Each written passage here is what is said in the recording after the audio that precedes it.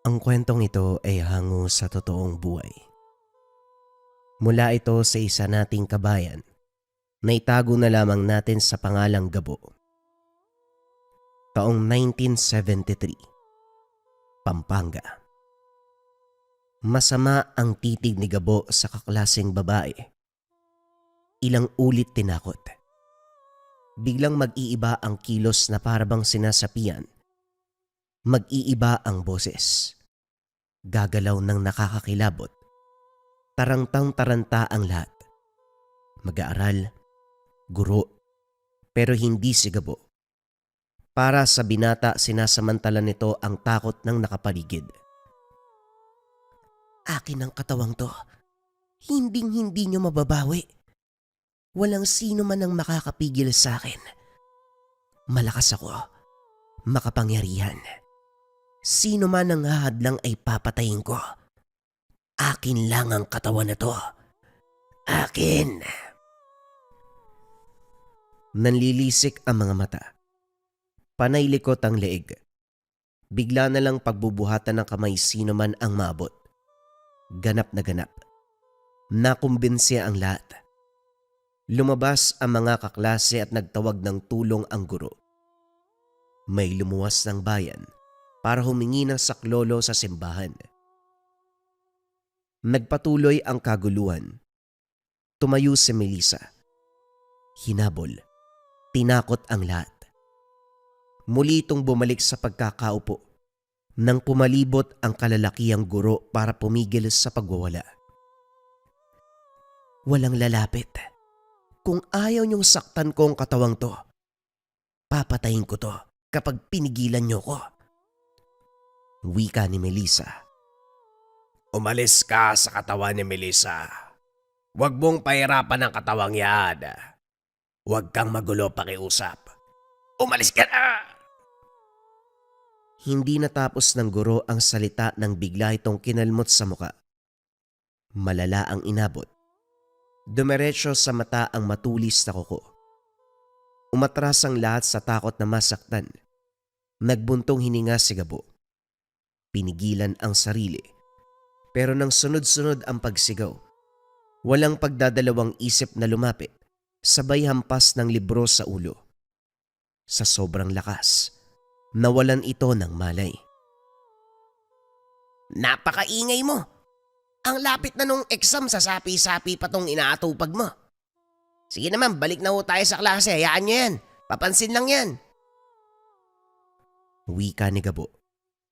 Pasimpleng bumalik sa upuan. Nagtinginan ang lahat. Hindi na sana mapapatahimik si Melissa sa ganung paraan. Gayon pa man dinala sa pagamutan ang dalaga. Nang magkamalay dinulog sa simbahan. Pero sa sasakyan pa lang, muling umandar ang kalokohan. Tumalon at tumakas. Sa isip ng lahat may problema ang dalaga at kumbensido na sinasapian nga ito. Sa tahanan panay pa rin ang pagtitimpi ni Gabo. Hindi matahimik.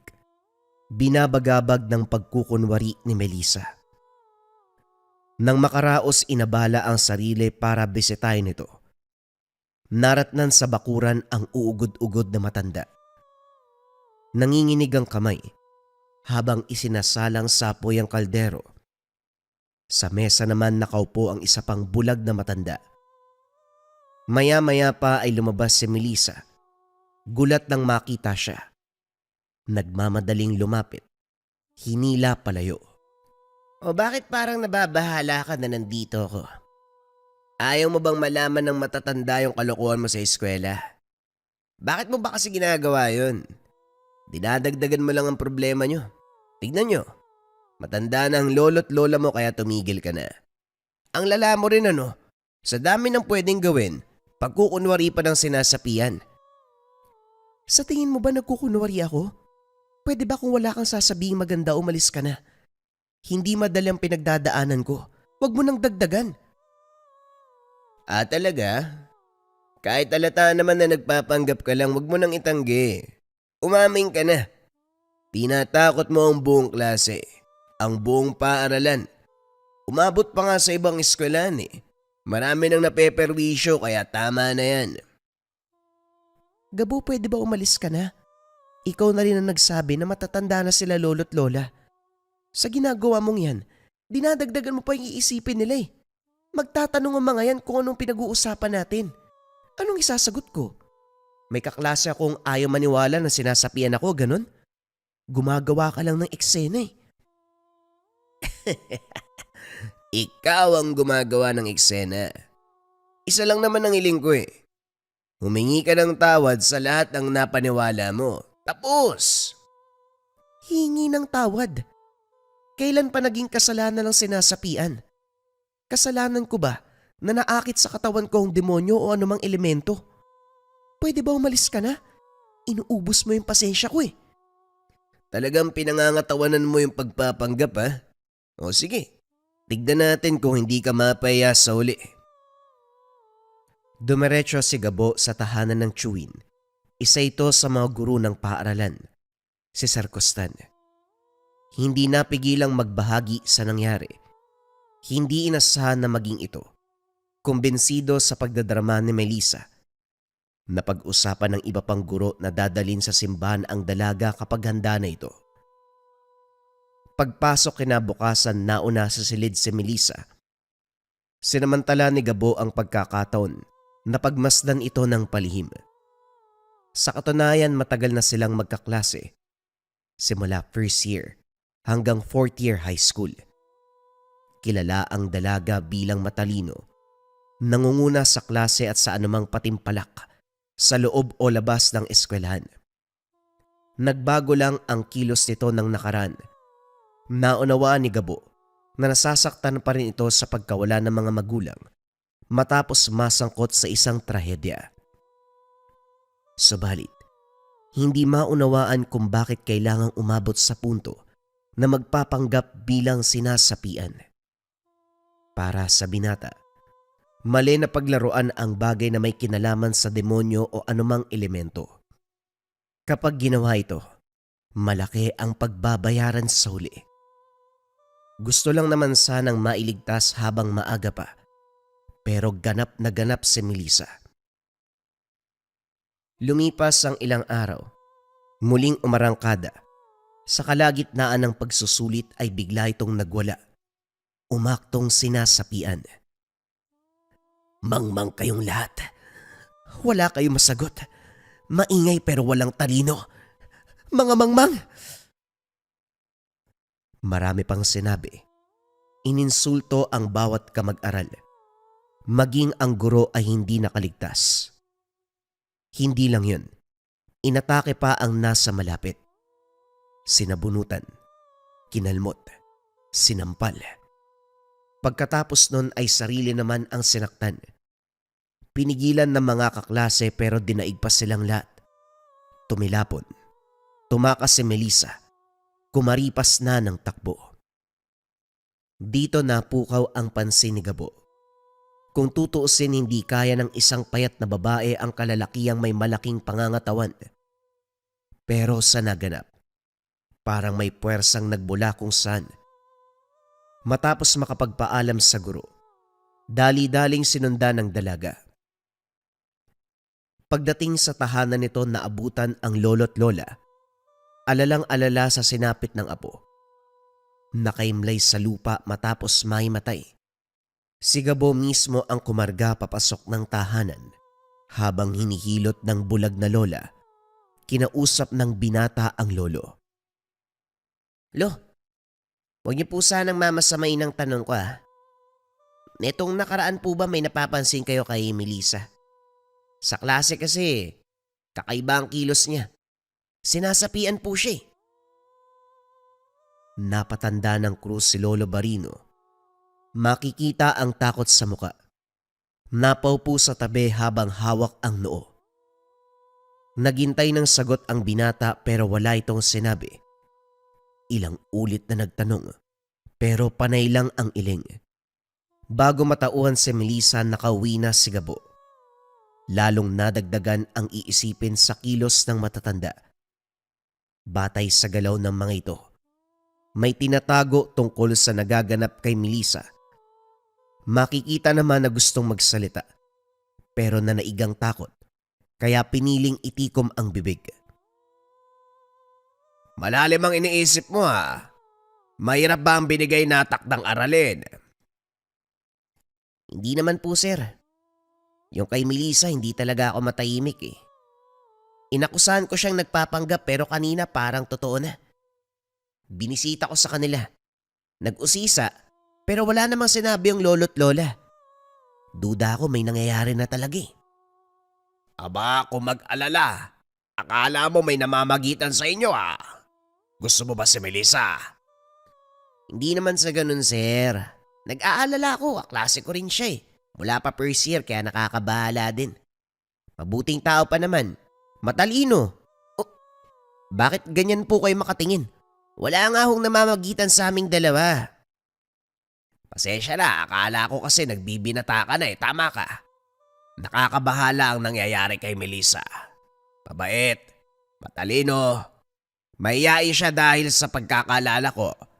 Palaging nakangiti, pero lahat nagbago pagdating ng sapi niya na. Wala pang eksorsismo sa simbahan eh, kaya walang titingin sa kanya. Pero sabi ng pare, kapag lumala ang kalagayan dalin siya sa kanila. Hihilingin ko sa iyo ang isang bagay, bantayan mo si Melissa. Magkaklase naman kayo eh. Kumbaga, ikaw ang mata ko sa silid nyo. Ano man ang mangyari sa kanya, tawagin mo ko kaagad. Nakahinga si Gabo nang malamang interesado din ang Chewin sa nangyayari. Nang sumunod na araw, matyagang binabantayan si Melissa. Saan man ito pumunta, palihim na sinusundan. Ang ipinagtataka lang, hindi ito dederecho sa tahanan kapag uwian. Lilihis ng daan patungo ng kagubatan. Nakita itong pumasok sa isang kubo. Sa pagkakaalam ni Gabo, matagal nang namayapa ang matandang nakatira doon. Abandonado ang kubo. Bihira lang din ang may sumadya sa lugar dahil sa usap-usapan na malakas ang kapit ng elementong nakatira sa gubat. Hindi pumasok, nanatiling nakatayo sa kalayuan. Hindi inalis ang tingin sa kubo. Mahabang oras ang ginugol ni Melissa sa loob. Kamunti ka nang umuwi si Gabo. Sa kabutiang palad ay lumabas ito. Habang naglalakad, kapansin-pansin ang panghihina ng dalaga. Panay haplos sa dibdib. Kinakapos ng hininga. Gayunpaman humakbang pa rin hanggang sa makauwi. Dumiretsyong sumampa sa papag na nasa silong ng tahanan. Pinagmasdang mabuti ni Gabo ang paligid. Sa lugar na ito sila lang ang nakatira. May mga bahay sa unahan pero may kalayuan. Naglalakihan ang mga kahoy. Nagiging daanan pa ng mga ligaw na hayop. Nang makita ang lolo, lumapit para sana mag-usisa pero nakiusap itong wag nang makialam sa problema. Pinilit. Nangako na tutulong anuman ang mangyari. Kaso nga lang nagmatigas ang matanda. Maigpit ang bilin na wag nang makisawsaw. Walang nagawa kung hindi umalis. Binalita kay Sir Costan ang kaganapan. Nangalap din ito ng impormasyon sa binisitang manggagamot. Humingi din ng proteksyon para kahit papano itaboy ang anumang elemento. Ibigay mo to kay Melissa. Kahit sa bulsa niya lang ilagay. Pandakaking itim. Kaperaso lang pero malakas ang bisa niyan, lalo na sa pagtaboy ng masasamang elemento. Si Mang Puloy ang nagbigay niyan. Sinadya ko talaga kahit malayo para makatulong tayo kay Melissa. Tinitigang mabuti ni Gabo ang bagay.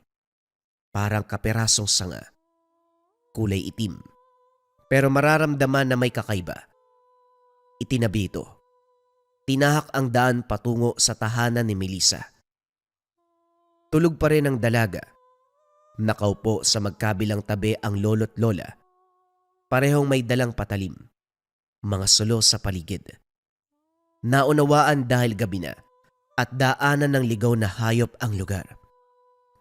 Nagpresenta si Gabo na buhatin ang dalaga papasok ng bahay para makapagpahinga na ang lahat. Nang makatsyempo, Isisilid na sana sa bulsa ang pandakaking itim. Pinigilan ng lolo. Huwag ka nang makialam, iho. Mabuti man ang intensyon mo. Hindi pa rin matatanggap. Mabuti pang lubayan mo na lang ang apo ko. Lumatanong ko lang po, ano bang kinakatakot nyo? May nagbabanta ba sa inyo? Sabihin nyo lang. Marami kaming tutulong. Iho, sisimplihan ko na lang para maintindihan mong mabuti. Kahit ilang daan pa kayo, hindi nyo malulutas ang problemang ito. Ano man ang nangyari sa tahanang ito, hindi mo kargo. Kaya huwag kang umasta na responsibilidad mong malaman ang lahat. Sa ginagawa mong ito, lalo mo lang dinadagdagan ang problema. Naguluhan si Gabo sa sagot ng matanda. Gusto sanang mag-usisa para malinawan, pero pinagsaran siya ng pintuan. Pinaalam niya sa Chewin ang nangyari. Dahil parehong naguguluhan, sabay na bumalik sa tahanan si Melissa. Subalit ayaw makinig ng matanda. Hindi sumagot sa tawag at katok. Pinalipas ang oras. Nagbabaka sakaling magbago ang isip ng mga ito. Kaso nga lang, wala pa ring pumansin sa magtiyo. Nang mga sumunod na araw hindi pumasok sa klase si Melissa, hindi na rin bumisita si Gabo dahil haharangin lang ng matanda. Unti-unti, nakalimutan ang kaganapan dahil abala ang lahat ng estudyante sa pagsusulit. Sa oras ng uwian, aksidenteng nakapa ni Gabo ang bulsa. Napabuntong hininga, naroon pa rin ang pandakaking itim. Tangka na sanang itatapon ng masipat si Melissa. Binabaybay ang daan patungo sa kagubatan. Kagad sinundan at muli, nasaksihan ang pagpasok nito sa kubo. Pero may nagbago sa paligid. Hindi na ito nagmukhang abandonado. Malinis ang pagbunot ng damo sa bakuran. Inayos ang iilang sira. Nang magbukas ang bintana, natanaw ang isa pang matanda sa loob. Nanatiling nakamasid sa kalayuan si Gabo. Matyagang nag-antay sa paglabas ng dalaga. Muli, nang maglakad ito pauwi, kapansin-pansin ang panghihina. Pagdating sa unahan na wala ng balanse, natumba. Sa puntong ito ay humagulgol. May sinasabing hindi maunawaan. Sinisisi ang lolo't lola na parabang pinilit siya na gawin ang bagay na labag sa kalooban. Pag-uwi, binahagi ni Gabo ang pangyayari kay Sir Costan. Isinulat ng Chewin ang lahat. Pagkatapos ay pinunta ng tahanan ng manggagamot. Binigay ang listahan ng kaganapan. Inaral ng mabuti. Mabuti sinulat nyo ang pangyayari. Pero hindi ko mahuhulaan ng eksaktong dahilan kung bakit nagkaganito ang babae. Mabuti siguro bisitahin ko. Yun ay kung papayag ang mga nagbabantay sa kanya. Wala na po siyang nanay at tatay. Lolo't lola niya na lamang po yung nandun. Kung sila ang pag-uusapan, duda ako na papayag. Kasi palagi nga akong tinataboy. Ito ba yung tahanan malapit sa kubat? Yung nag-iisa doon? Yung bulagang matandang babae? Mahihirapan talaga tayong umapak sa baluarte nila dahil hindi lang ligaw na hayop ang bumibisita sa lugar. Po, sino po bang bumibisita sa lugar na yun? Sanay naman tayo kapag may gubat. May elemento. Sa sitwasyon ng tahanang iyon, nakituloy sa kanilang elemento. Sa pagkakaintindi ko, nakasulat dito pinaglaruan ng dalaga. Pinipilit sa isang bagay na labag sa kagustuhan. Katulad na lamang ng sinabi mong sinapian. Pwedeng tama ka na nagpapanggap siya. Hindi dahil niloloko ang taong nakapaligid, kundi may nag-utos sa kanya na gawin ang bagay na yon. Sandali lang ho, Mang Puloy Ibig sabihin lahat na nangyayari sa bata ay hindi nagkataon. Sadya ito? Anong elemento po ba ang gumugulo? Tanong ni Sir Costan. Engkanto. Itim na engkanto. Kilala ang nilalang na ito bilang mapaglaro. Nagpaparusa. Gagawin ang lahat para pahirapan ng biktima. Yung binigay kong pandakaking itim, hindi ba nakaabot sa dalaga? Hindi po eh. Pinipigilan ako ng lolo. Sa tingin ko nag-iibang tao na rin siya. Parang may nalalaman sa nangyayari pero ayaw naman magsalita. Tumango si Mang Puloy. Pinag-usapan ang susunod na hakbang. Pero mahihirapang umusad dahil kinakailangan ng permiso sa pamilya ng biktima. Mahalaga sa manggagamot ang abiso. Sa gabaring ito pinuntahan ng tahanan. Tahimik. Pero malakas ang puwersa ng elemento. Bumalot sa paligid. Ilang sandali pa narinig ang hiyaw ni Melissa. Nasasaktan. Rumihistro sa dingding ang dalawang anino na panay ang hagupit sa dalaga. Maya-maya pa natahimik. Bigla na lang nagsalita si Melissa. Hindi niyo mababago ang nangyari na. Akin lang ang katawang ito. Hindi mababawi ni numan. Sa akin lang. Sa akin. Habang patuloy sa pagsasalita si Melissa, halos gibain ni Gabo ang pintuan. Ayaw pagbuksan ng nasa loob. Maya-maya pa, nagbukas ang bintana. Dumungaw ang dalaga at nawalan ng malay. Dali-daling sinakluluhan ni Mang Puloy. Si Gabo naman ay dumiretso sa loob. Naratnan ang lolo't lola. Diretso ang upo. Nangingitim ang mga mata. Ilang sandali pa sabay na nawalan ng malay. Dinala ang mga ito sa tahanan ng manggagamot. Iba yung pagsusuri ang ginawa. Unang nagkamalay ang lolo kaya ito ang kinausap. Sa kwento ng matanda, alam naman na ang kaganapan. Napilitan nitong isiwalat ang katotohanan. Nagsimula ang lahat ng mapadpad ang ama't ina ni Melissa sa kubo. Pinaniniwala ang namatay ang may-ari kaya kampanteng nakasilong. Maulan ng mga sandaling ito. Kakagaling lang sa pangahoy. Lumakas ang buhos kaya panay usog. Hindi inasahang masagi ang tanim sa tabi.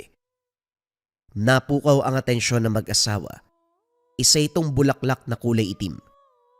May manipis na dahon pero nangangamoy dugo. Sa kabila nito, nakakahalina tignan ang asawang babae na mahilig sa tanim. Walang pagdadalawang isip na pinitas para ilipat sa bakuran. Matagumpay na nakuha ang bulaklak. Tinanim, inalagaan. Dito nagsimulang makaramdam si Lolo Eman. Sunod-sunod ang trahedyang kinasangkutan ng mag-asawa. Sa una, pangalawa at pangatlo ay hindi pa malala. Nagkakaroon lang ng sugat at galos. Pero sa huling aksidente, dito tinuluyan. Bago ang kaganapan may mga gabi na nagrereklamo ang mga ito. May nakikitang aninong hubog tao kung saan-saan. May boses na biglang naririnig. Nakikipag-usap sa kanila. Sa hinuha ng matanda, lahat nagsimula nang dumating ang bulaklak. Kaya naman dali-dali itong binunot at tinapon sa masukal na bahagi ng gubat. Binalikan makaraan ang ilang araw pero naglaho na ito. Netong mga nakaraan lang, napansin kong sinapit ni Melissa ang nangyari sa mga magulang niya. Kumonsulta na nga ako sa albularyo eh. Nagmungkahi na dalin sa kanya ang aking apo. Ginawa ko naman, pero nang makita kong iba ang pakay kay Melissa, hindi ko tinuloy. Anong ibig mong sabihin na iba ang pakay? Sino ang albularyo na nilapitan mo? Si Katorenga, akala ko nagbago na. Hindi pa pala. Nakita ko sa mga mata niya ang pagdanasa sa aking apo. Kagad kong binawi si Melissa at inuwi. Ang sabi sa akin ni Gabo, pinipigilan mo raw siyang tumulong. Pwede ko bang malaman kung bakit? Ang totoo niyan, Gabi-gabi may naririnig akong boses kasabay ng mga anino. Nagbabanta na kapag hihingi ng tulong sa sino mang may karunungan, malala ang sasapitin ni Melissa. Minsan, nag-iibang tao kami ng asawa ko Sinasaktan si Melissa.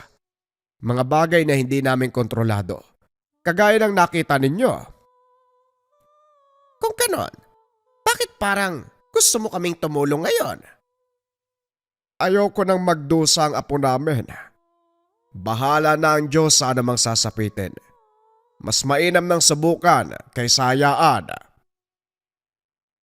Tumango si Mang Puloy. Kumuha ng pandakaking itim. Dinasalan. Isa-isang binigyan ang mag-asawang matanda. Pagkatapos nito bumaling kay Melissa. Nagsagawa ng orasyon ang manggagamot.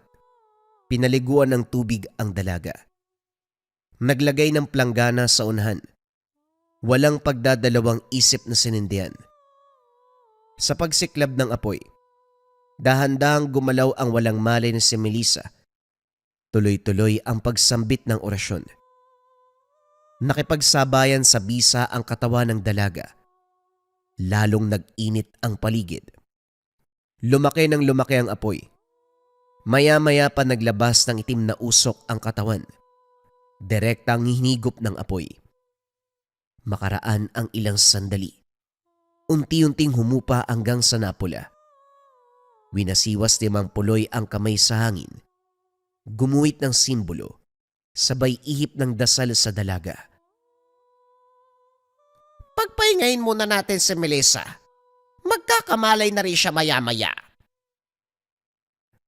Habang wala pang ulirat ang biktima, kinausap muli ng manggagamot si Lolo Eman. Humingi ng eksaktong paglalarawan at detalye sa bulaklak. Kagaya ng sinabi, itim na bulaklak. Matulis ang manipis na dahon. May maliit na tinik sa katawan. At nangangamoy ang dugo. Hindi to lumaki. Mabilis sumigop ng tubig sa tuwing didiligan. Matutuyo kagad. Dagdag pa nito, ilang beses napansin na may nakakakilabot na presensyang bumabalot dito. Minsan may mga anino at bulong. Inakala pa nung una na gawa-gawa lamang ng imahinasyon, pero nang magsimula ang kahina-hinalang kaganapan, nagbago ang pananaw. Tanim ng inkantong napulot ng anak nyo. Ang sabi nyo pa, sa abandonadong kubo sa gubat natagpuan. Nag-utos ako ng tao para magsiyasat. Dating kampo ng kaliwa ang matandang nakatira. Nakikipag-usap sa mga elemento at may malakas sa koneksyon sa inkanto. Wala ring nakakaalam kung nasaan na ang matanda. Bali-balita noon na sumakabilang buhay na. Walang patunay kaya hindi tayo sigurado. Pwedeng pakulo lang para sa sino mang mapapadpad doon. Ano po ang gagawin natin? Ligtas na ba si Melissa? Ligtas na ba kami? Hindi pa. Ang ritual na ginawa ko ay para matigil ang panggagambala ng inkanto sa apo nyo. Ang tunay na laban ay nagsisimula pa lang. Sa puntong ito, ang mismong itim na inkanto na ang makakarap. Huwag nyo na ring isipin. Ako lang naman ang kakalaban. Hindi kayo kasali. Pero hihilingin ko na dito muna kayo manirahan sa bahay ko nang sa gayon. Oras-oras kong masusuri si Melissa at mapoprotektahan din kayo laban sa anumang banta ng elemento. Matapos ang pag-uusap, nagpaalam si Gabo at Sir Costan. Kaso nakiusap si Mang Puloy na kung maaari manatili ang binata. Wala namang klase kaya pumayag. Nais ding masaksiyan ang susunod na kaganapan laban sa itim na inkanto.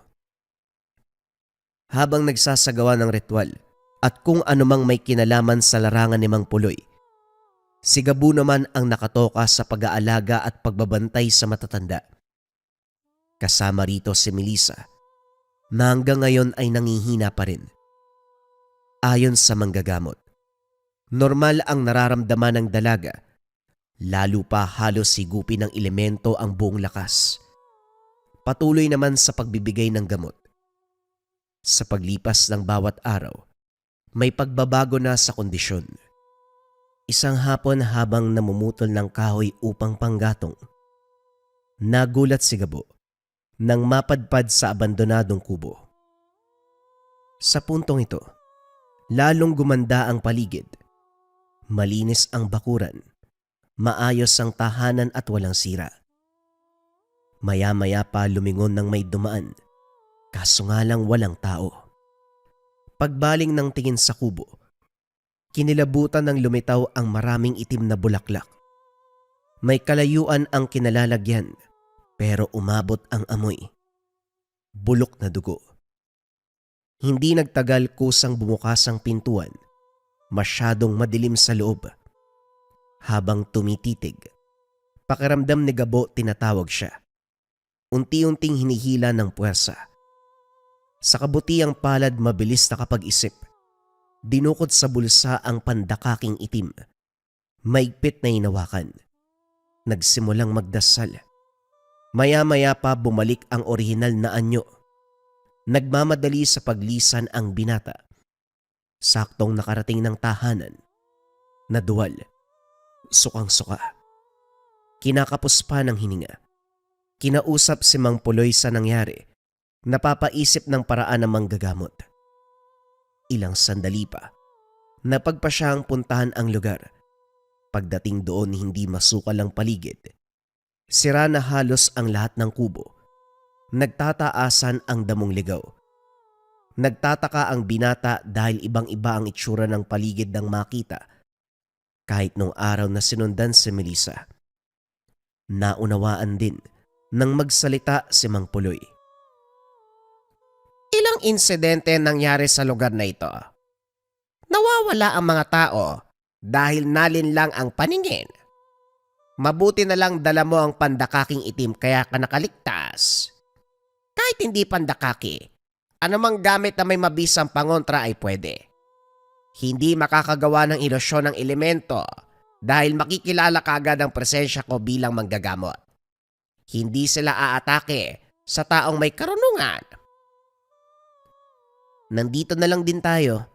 Bakit hindi nyo na lang puksain? Sa puntong ito nagtatago na. Wala akong maramdaman na presensya. Ilang ulit ko na rin tinawag sa pamamagitan ng ritual, pero hindi magilap.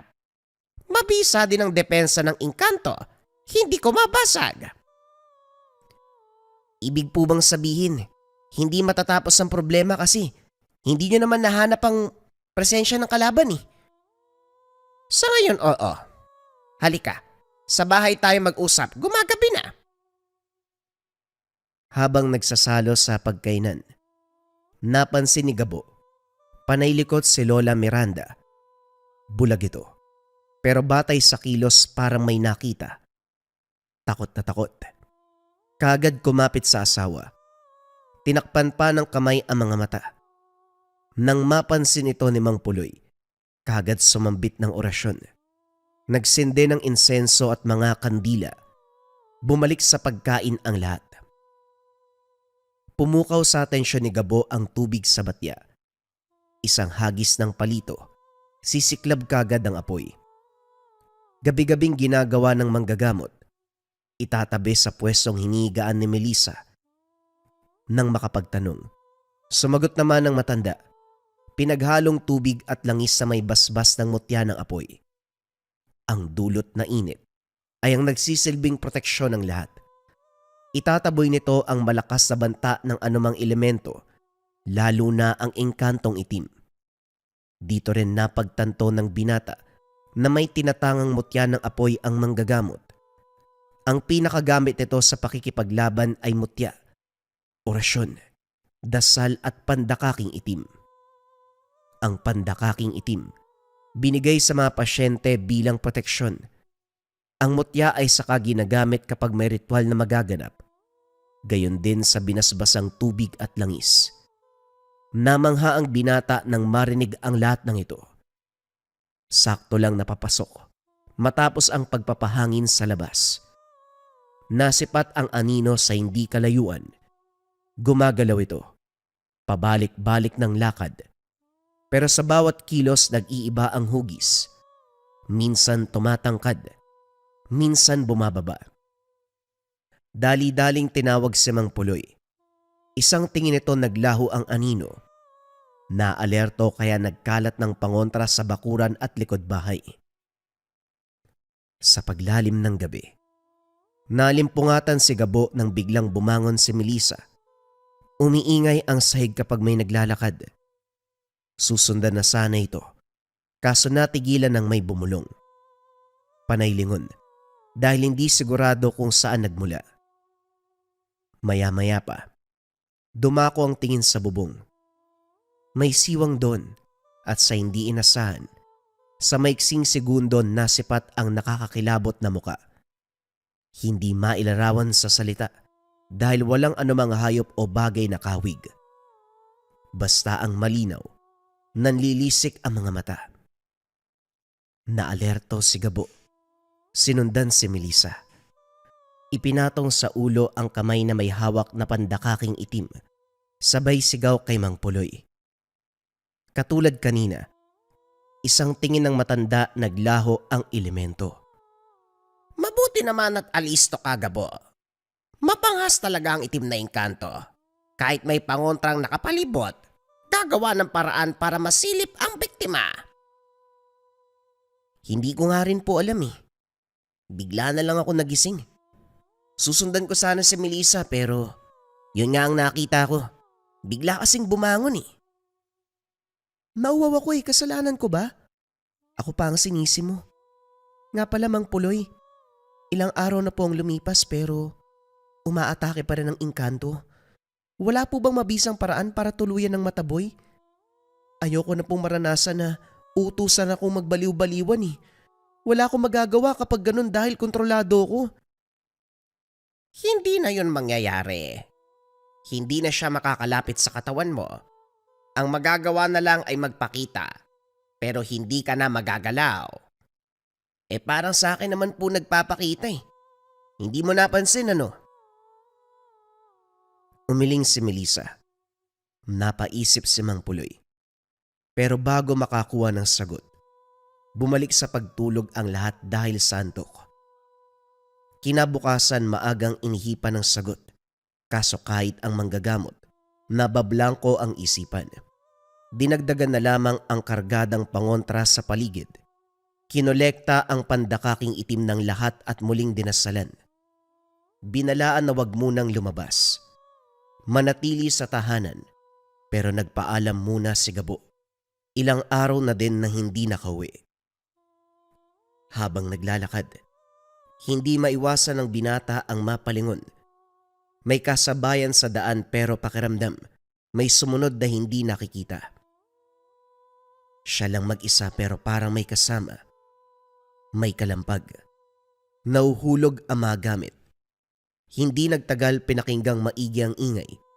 Dumako ang tingin sa sala. Natigil sa salamin dahil rumihistro doon ang nakitang mukha kagabi. Nakamba sa bintana pero walang makitang paglingon. Dito na rin naamoy ang bulok na dugo na nagmula sa bulaklak pero walang bulaklak sa paligid. Sa takot niya, nagmamadaling bumalik sa tahanan ni Mang Puloy. Nakita si Melissa sa kusina. Wala sa bahay ang manggagamot kaya sila ang nag-usap. Sa pagkakataong ito, nagpapakita sa dalaga ang engkanto sa malayuan pero hindi pa rin maiwasang matakot. Ibinahagi ni Gabo ang kaparehong karanasan. Parang damay na rin ako dito ah. Gusto ko lang naman sana makatulong pero eto na nga oh. Nasali pa ako. Kasalanan mo yan. Puro reklamo ka kasi. Nakikisawsaw pa sa problema ng iba. Hoy, kung hindi lang dahil sa pakiusap ni Sir Costan at iba pang guro, hindi ako mangingialam sa'yo. Sino ka ba? Huwag na nga tayo magsisihan. Sa ngayon, pagpapakita lang naman ang ginagawa ng engkanto sa akin. May pangontra na ako, kaya hindi yun makakagawa ng masama. Ikaw ba? Kumusta ang pakiramdam mo? Maayos na ako. Yun din ang sinabi ni Mang Puloy pero hindi niya kami papauwiin eh. Binibisita niya daw yung tahanan eh. Malakas ang kapit ng elemento doon. Kung babalik kami ngayon, malamang malala ang aabutin. Kawawa naman si lolo't lola eh. Yung pandakaki na binigay ko sa'yo, wag mong iwala ah. Dito ka lang din sa loob. Ano man ang bili namang puloy, sundin mo. Ito ang huling pag-uusap ni Gabo at Melissa. Nang mga sumunod na araw, abala ang binata sa pag-aasikaso ng dokumento para sa pagpasok sa kolehiyo. Lumuwas ng bayan para makapag-enroll. Sa hindi inaasahan, habang naglilibot sa paaralan, biglang napansin ang umalingasaw na amoy. Binaliwala nung una, pero nang tumindi ay kinilabutan. Sinundan ito. Laking gulat nang makita ang itim na bulaklak. Walang pagdadalawang isip na umalis. Naulit ito sa kalagitnaan ng biyahe, lula ng bus. Nakapwesto sa may bintana, inaaliw ang sarili sa panonood sa labas. Ilang beses nasipat sa tabi ng daan ang itim na bulaklak. Iniwas ang tingin, pero hindi nakaligtas sa amoy. Nang lumingon, sa pinakadulong upuan naroon ang elemento. Nangihinang binalik ang tingin sa unahan. Napapalunok habang maigpit ang hawak sa pandakaking itim. Pagbaba, tinawag siya ng tsuper. Kinausap siya sandali. Iyo, kailangan mong mag-ingat dahil may sumusunod sa'yo. Gamitin mo muna to bilang proteksyon. O meron ka palang pandakaking itim eh. Saan mo nakuha yan? Sa manggagamot ho na kakilala ko, si Mang Puloy. Ah, si Manong pala. O siya, mag-iingat ka ha. Huwag mong iwala ang pandakaking itim, malaki ang tulong yan. Kapag may naramdaman kang sumusunod, huwag mong pansinin. Kapag makakarinig ka ng bulong, huwag na huwag mo rin papansinin. Marami talagang bagay na huwag. Maraming bagay na hindi pwedeng gawin, pero ito ang magliligtas sa'yo. Sige na, lumakad ka na.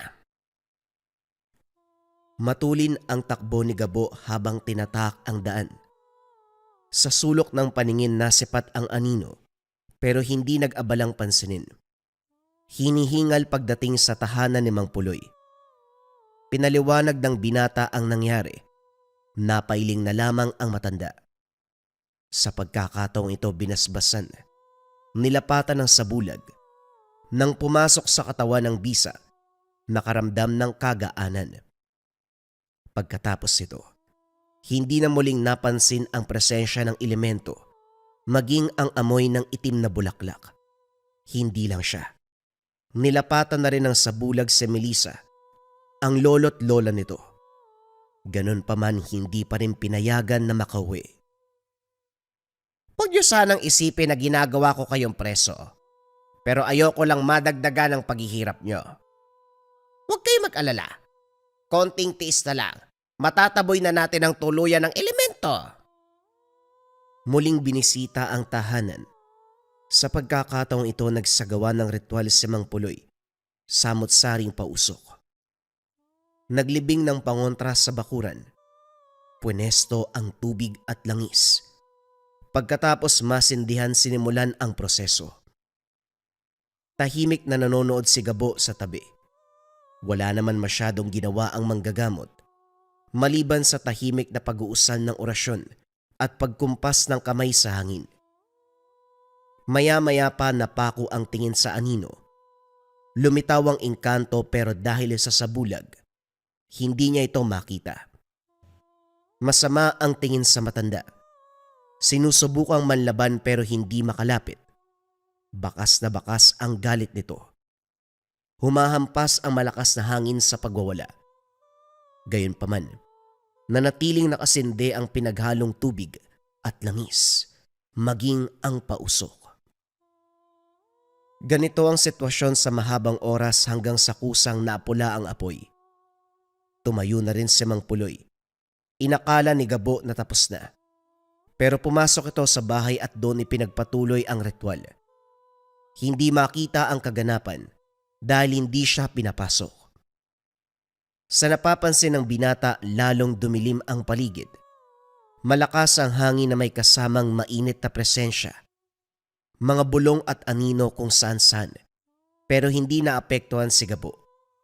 Pumalibot ito sa paligid. Mga anino na labas-masok sa tahanan. Sa loob maririnig pa rin ang pagsambit ng orasyon ni Mang Puloy hanggang sa pahintuin-to na ito na parabang nahihirapan sa pagbigkas. Nang maipon ng lakas, pumanhik si Gabo. Naabutan ang manggagamot. Nakalood sa harapan ng umaapoy na tubig at langis. Ang problema, may umaagos na dugo mula sa bibig nito. Matindi rin ang amoy ng itim na bulaklak sa paligid.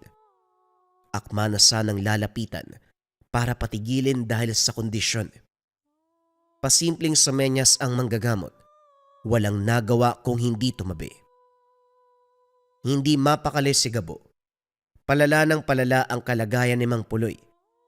Napapahawak sa tiyan. Ilang sandali pa ay nagdugo. Naguguluhan dahil wala namang sumaksak dito. Ilang ulit pang kinusot ang mga mata sa pag-aakalang ilusyon. Maya-maya pa ay nawala ng balanse ang matanda. Sa kabila ng pagkatumba, muling bumalik sa pagkakaluhod. Patuloy na sumasambit ng orasyon. Ang apoy naman sa harapan, unti-unting humihina. Bago mapula, kinuha ang boteng nakasabit sa bewang ng matanda at binuhos sa batya. Muling lumakas ang apoy. Tumindi ang init sa paligid. Hindi naglaon dahan-dahang humupa ang sitwasyon. Tinapos ang ritual, pero nanghina si Mang Puloy. Nagulantang ang pamilya ni Melissa nang bumalik si Gabo na buhat-buhat ang manggagamot. Nataranta. Nagtulakan kung sino ang gagamot. Wala ni isa ang nangialam. Nauwi na lamang sa pagpunas ng basang tuwalya sa katawan dahil nagdideliryo ang matanda. Maraming kasangkapan pero walang ideya kung alin ang tama. Sabay na lamang na nagdasal, alinsunod sa payo ni Lolo Eman. Sa kabutiang palad, nagkamalay si Mang Puloy makalipas ang ilang oras, subalit iba na sa dati. Nangihina pa rin, malala ang sugat sa tagiliran at tiyan, malalim na parabang sinaksak ng mahabang patalim. Manong, huwag niyo sanang mamasamay ng katanungan ko. Paano kayo nasugatan? Wala naman pong sumaksak sa inyo Naroon ako sa buong oras. Nakaload lang kayo sumasambit ng orasyon. Walang ibang tao Hindi ko rin makita ang engkanto na lumapit sa inyo. Sa espiritual na paraan ng laban kanina, dumaan sa hangin ang atake.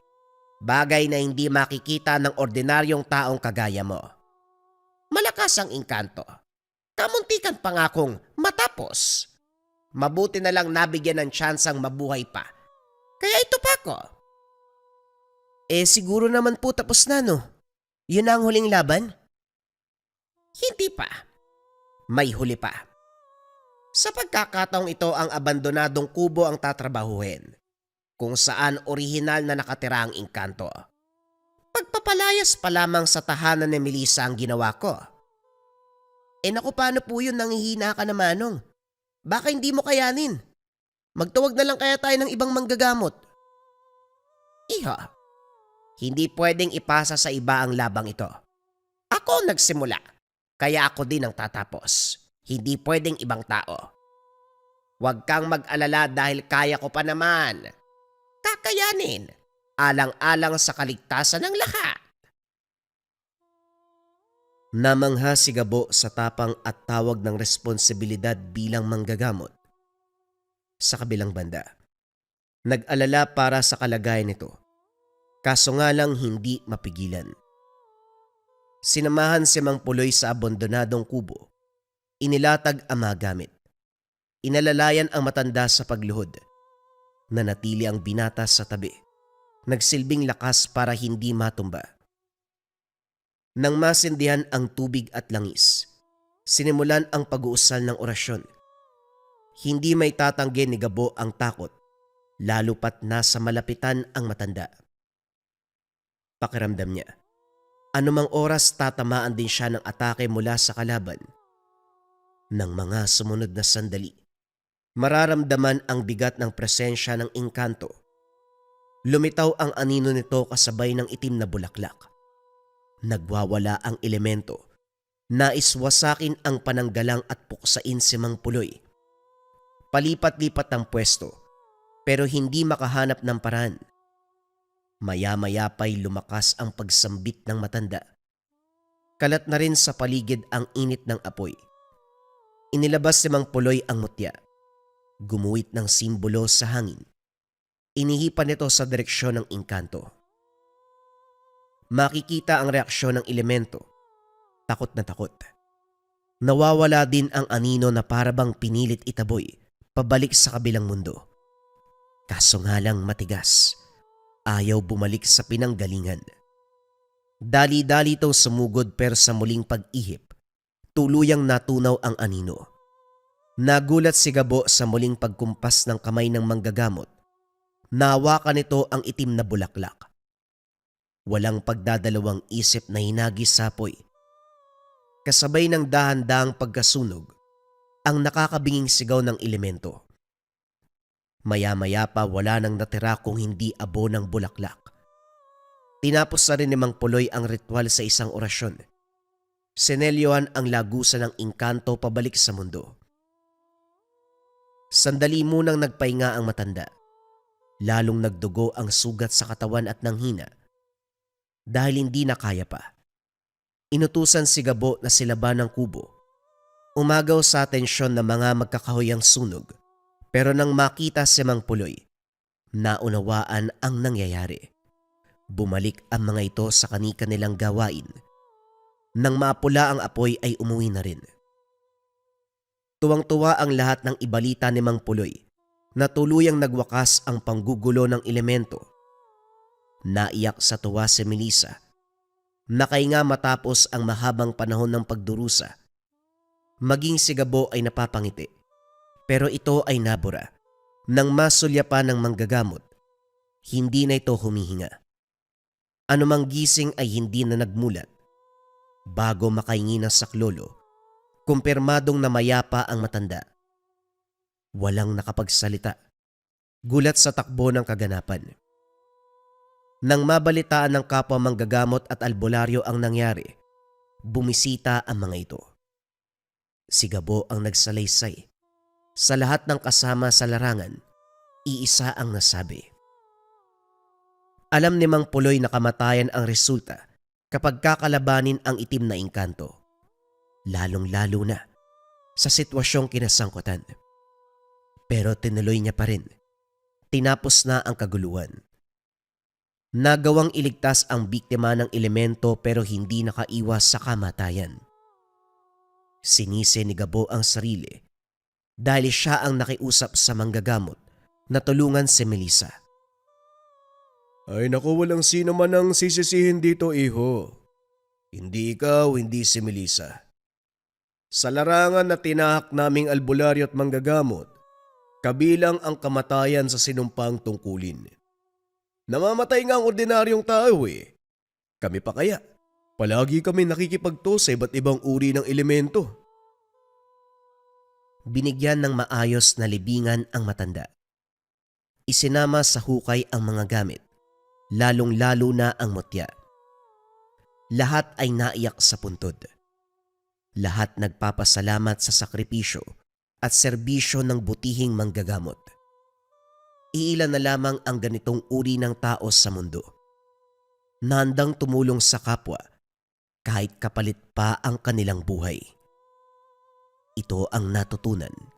Ito ang nakita ni Gabo sa isang tao na kung tawagin, banal na manggagamot. Depensa sa lahat ng uri ng sumpa na may kasamang rebuelta o balik sumpa. Ito ang Marahuyo Bracelet. Napakarami ng natulungan ng Marahuyo. Mula sa pagbibigay ng ginhawa sa nararamdamang sumpa at pagbabalik ng sumpa sa mga taong nang biktima sa kanila.